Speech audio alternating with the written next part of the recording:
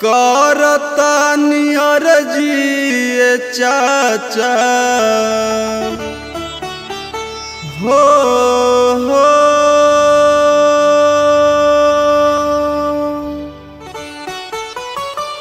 करतानी अर्जी चाचा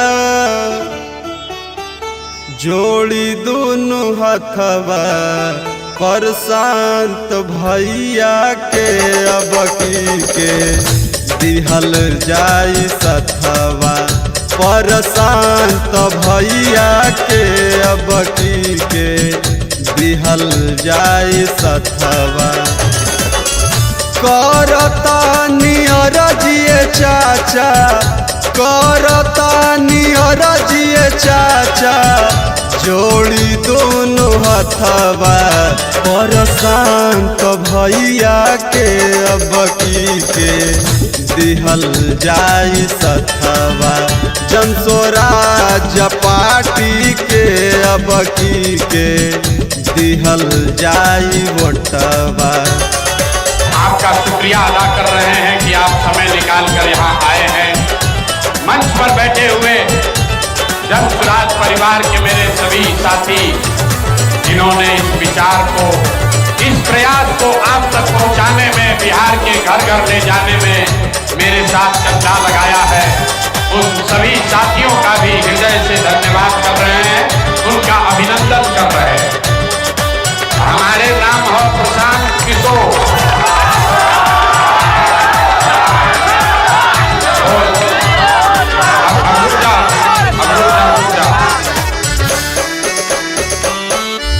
बन तो जब बिहार में जनता के सरकार जी कल कर खाना मिलतो रोजी रोजगार जी।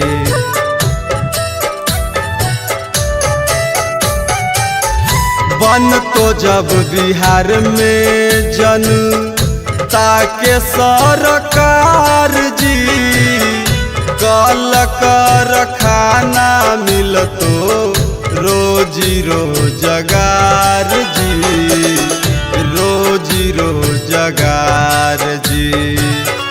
बेहतर शिक्षा स्वास्थ्य कृषि के, बेहतर शिक्षा स्वास्थ्य कृषि के हो जाई तो सदनमा दवाई दिहा जी चाचा बैग छाप पर बटनमा दवाई दिहा भैया हो बैग छाप पर बटनमा। भोजपुरी में बोली कि हिंदी में? भोजपुरी में बोली कि हिंदी में? भैया अब चुप हो जा। तो हमारे नाम है प्रशांत किशोर। स्कूल के बस्ता छाप को वोट दे ही जा तो हमने के आवल जाए जीत के दराव काम कर जाए हथुआ के लोग के, गोपालगंज के लोग के भला कोई। युवा भैया दादा दादी लिहो ना टेंशनमा बेहतर शिक्षा स्वास्थ्य के साथे बढ़तो पेंशनमा।